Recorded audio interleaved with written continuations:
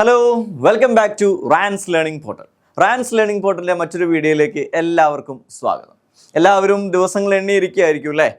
SLC എക്സാമിൻ്റെ date വന്നു, second ടൈമിൻ്റെ എക്സാമിൻ്റെ ഡേറ്റ് വന്നു, IT മോഡൽ പബ്ലിക് എല്ലാത്തിനും ഡേറ്റ് വന്നു. ഇനി ഏകദേശം ഒരു 3 മാസം കൂടെ അല്ലേ, 90 ദിവസത്തെ ഒരു കാത്തിരിപ്പിനോട് നിങ്ങൾ എന്തെഴുതാൻ പോവാണ്? SLC എക്സാം എഴുതാൻ പോവാണ്. ആ ഒരു സമയത്ത് തന്നെ നല്ല ചൂടോടെ മികവോടെ ഇതാ റാൻസ് ലേണിംഗ് പോർട്ടൽ വീണ്ടും നിങ്ങളുടെ മുന്നിലേക്ക് എത്തുകയാണ്.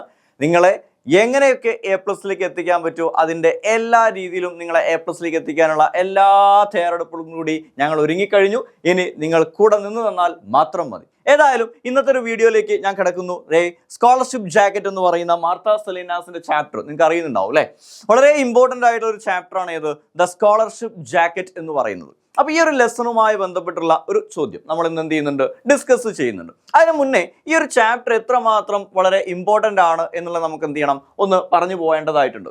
ഈ ഒരു ലെസൺ, അതായത് ദ സ്കോളർഷിപ്പ് ജാക്കറ്റ് എന്ന് പറയുന്ന ലെസൺ പ്രീവിയസ് ക്വസ്റ്റ്യൻ പേപ്പർ നോക്കിക്കഴിഞ്ഞാൽ നമുക്ക് മനസ്സിലാക്കാൻ പറ്റുന്ന ഒരു കാര്യം എന്താണെന്ന് വെച്ച് കഴിഞ്ഞാൽ, ഒരു 20 മാർക്കിനടുത്ത് 18 മാർക്ക് 16 മാർക്കിനടുത്ത് എല്ലാ ക്വസ്റ്റ്യൻ പേപ്പറും, അത് 2023 24 ആയിക്കോട്ടെ, 22 23 ആയിക്കോട്ടെ, 21 22 ആയിക്കോട്ടെ, അങ്ങോട്ട് കുറച്ചുള്ള ഒരു 4 വർഷം നിങ്ങൾ നോക്കിക്കഴിഞ്ഞാൽ സെക്കൻഡ് ടേം എക്സാമിന് ഗ്രാമർ പോർഷൻ അടക്കം ഒരു 18 മാർക്കിന് എവിടുന്ന് ചോദ്യങ്ങൾ ഉണ്ടാവും?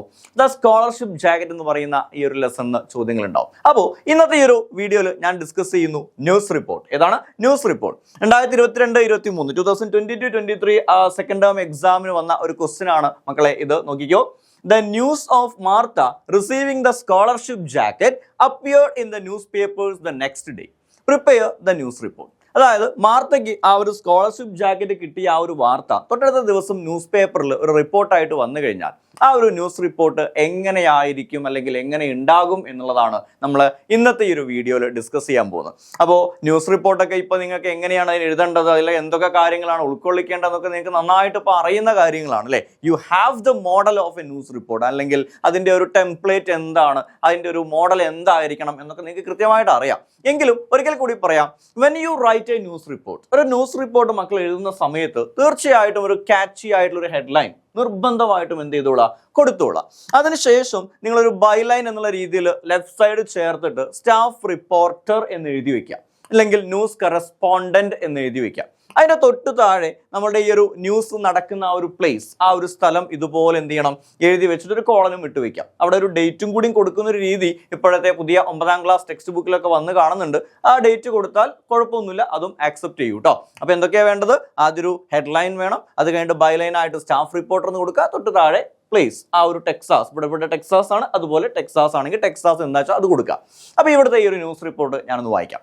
നമ്മുടെ ഹെഡിങ് എന്ന് പറയുന്നത് Martha Salinas shines scholar of the year. Martha Salinas തിളങ്ങി എന്തായിട്ട്? The scholar of the year. Texas സ്കൂളിലെ സ്കോളർ ആയിട്ട് അവൾ തിളങ്ങി എന്ന് പറയാണ്. അപ്പോൾ ബൈലൈൻ ആയിട്ട് സ്റ്റാഫ് റിപ്പോർട്ടർ എന്ന് കൊടുത്തിട്ടുണ്ട്. അതിന് തൊട്ട് താഴെ നമ്മുടെ സ്ഥലം, ഓരോ ചാപ്റ്ററിലും വരുന്ന സ്ഥലങ്ങൾ നമുക്കറിയണം. ഇവിടെ ഏതാണ്? ടെക്സാസ് ആണ്. അപ്പോൾ എന്താണ്?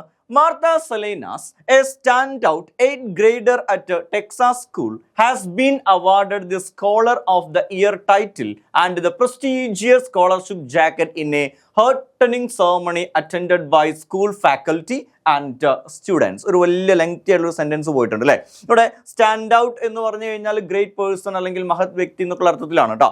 So Martha Salinas, a stand out, the supreme girl 8th grader at Texas school has been awarded. അവൾക്ക് എന്ത് നൽകപ്പെട്ടു? ഒരു അവാർഡ് നൽകപ്പെട്ടു. എന്താണ്? The scholar of year title and the prestigious scholarship jacket. ആ ഒരു സ്കോളർ എന്നുള്ള ആ ഒരു ടൈറ്റിലും അതോടൊപ്പം തന്നെ ടെക്സാസിലെ ആ ഒരു ട്രഡീഷൻ ആയിട്ടുള്ള ആ ഒരു സ്കോളർഷിപ്പ് ജാക്കറ്റും അവൾക്ക് അവാർഡാക്കി നൽകപ്പെട്ടു. And it was in A heart ceremony. എല്ലാവരുടെയും ഹൃദയം തകർക്കുന്ന അല്ലെങ്കിൽ ഹൃദയത്തിൽ കൊള്ളുന്ന രീതിയിലൊരു സെറിമണി ആയിരുന്നു, മനോഹരമായൊരു പരിപാടിയിലായിരുന്നു അത് നടക്കപ്പെട്ടത്. And it was attended by school faculty and students. ആ സ്കൂളിലെ എല്ലാ ടീച്ചേഴ്സും ആരും ഉണ്ടായിരുന്നു അവിടെ? മിസ്റ്റർ ബൂണും ഉണ്ടായിരുന്നിട്ടുണ്ടാവും അല്ലേ? Okay fine. സ്റ്റുഡൻസും അവിടെ ഉണ്ടായിരുന്നു. ദെൻ അടുത്ത ഒരു ഭാഗം.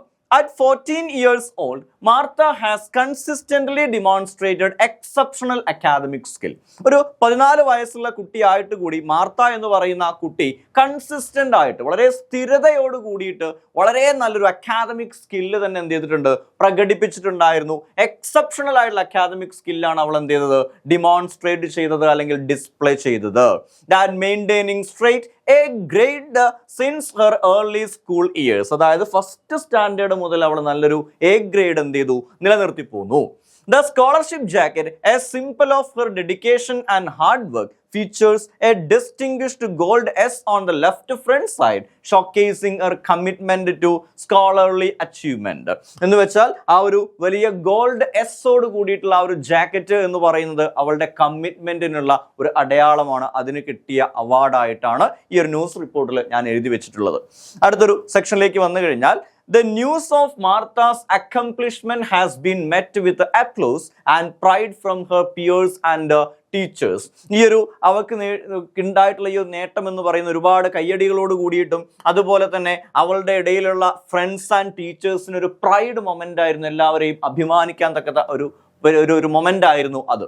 The jacket, adorned with Martha's name in golden letters on the pocket, is not only a recognition of her academic excellence but also a source of inspiration for fellow students. അവളുടെ പേരോട് കൂടിയിട്ടുള്ള golden ലെറ്റേഴ്സിൽ അവളുടെ പേരോട് കൂടിയിട്ടുള്ള ആ ഒരു jacket എന്ന് പറയുന്നത് it is not only a recognition of her academic excellence. അവളുടെ അക്കാദമിക് എക്സലൻസിന്റെ ഒരു അടയാളം മാത്രമായിരുന്നില്ല ആ ഒരു ജാക്കറ്റ്, പിന്നെയോ it was also a source of inspiration for fellow students. അവളുടെ കൂടെയുള്ള സ്റ്റുഡൻസിനും ഇനി വരാനിരിക്കുന്ന 8ാം ക്ലാസ്സിലേക്കുള്ള കുട്ടികൾക്ക് ഒരു പ്രചോദനം കൂടിയായിരുന്നു, ഒരു ഇൻസ്പിറേഷൻ കൂടിയായിരുന്നു അവൾ വാങ്ങിയ ആ ഒരു അവാർഡ് എന്ന് പറയുന്നത്. അതായത് ഏറ്റവും പുവർ ആയിട്ടുള്ള ഒരു കണ്ടീഷൻ വരുന്ന മാർത്തയ്ക്ക് പോലും ഇത് വാങ്ങാൻ പറ്റുമെങ്കിൽ എന്തുകൊണ്ട് എനിക്ക് വാങ്ങിക്കൂടാ എന്നുള്ളൊരു ചിന്ത ഉണ്ടാക്കുന്ന രീതിയിലുള്ള ഒരു അവാർഡ് സെറിമണി അല്ലേ. Then Martha's story emphasizes the importance of perseverance and dedication in the pursuit of educational goals. മാർത്തയുടെ ഒരു സ്റ്റോറി എന്ന് പറയുന്നത് എന്തിനാണ് ഊന്നൽ കൊടുക്കുന്നത്? The importance of perseverance. Perseverance means സ്ഥിരമായിട്ടുള്ള ഒരു ഉത്സാഹം, എന്തെങ്കിലും ഒരു കാര്യത്തിനോട് നമ്മൾ സ്ഥിരമായിട്ട് കാണിക്കുന്ന ഉത്സാഹത്തിന്റെയും അതുപോലെ ഡെഡിക്കേഷൻ, നമ്മൾ എന്തെങ്കിലും ഒരു സംഗതി ഏറ്റെടുത്താൽ അതിനോട് കാണിക്കുന്ന ഡെഡിക്കേഷൻ, സമർപ്പണത്തിന്റെയും ഒക്കെ ഒരു അടയാളമായിരുന്നു ആ ഒരു ജാക്കറ്റ് എന്ന് പറയുന്നത്. ഇതോടുകൂടി ആ ന്യൂസിന്റെ റിപ്പോർട്ട് അവിടെ അവസാനിക്കുന്നുണ്ടെങ്കിൽ പോലും എല്ലാവരും ന്യൂസ് റിപ്പോർട്ടിൽ നമ്മൾ ആരുടെയെങ്കിലും ഒക്കെ എന്തെങ്കിലും വാക്കുകളും കൂടി കൂട്ടിച്ചേർക്കാൻ ശ്രമിച്ചാൽ അത് വളരെ നന്നാവും, മാർക്ക് കൂടുതൽ സ്കോർ ചെയ്യാൻ നമ്മളെ സഹായിക്കും. അപ്പൊ അങ്ങനെ മാർത്ത പറഞ്ഞൊരു ഡയലോഗ് ഞാനിവിടെ കൊടുക്കുകയാണ്. This jacket means the world to me. ഈ ജാക്കറ്റ് എന്ന് പറഞ്ഞാൽ അതെൻ്റെ ഒരു വേൾഡാണ്, അത് എൻ്റെ വേൾഡാണ്. It reminds me that hard work and honesty always pay off. നമ്മൾ കൃത്യമായിട്ട് കഠിനാധ്വാനവും സത്യസന്ധതയും കാണിക്കുന്നുണ്ടെങ്കിൽ അതിനുള്ള പ്രതിഫലം നമുക്ക് എന്ത് തന്നെ ചെയ്യും, കിട്ടുക തന്നെ ചെയ്യും. Thank you to my teachers and friends for believing in me.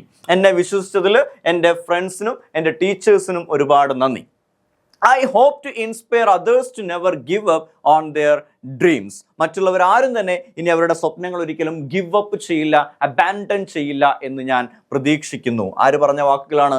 Martha said. ആ ഒരു സെറിമണിയിൽ റിപ്പോർട്ടേഴ്സിന് കൊടുത്ത ഒരു ലൈവ് റിപ്പോർട്ടായിട്ട് നമുക്കതിനെ കാണാൻ പറ്റും.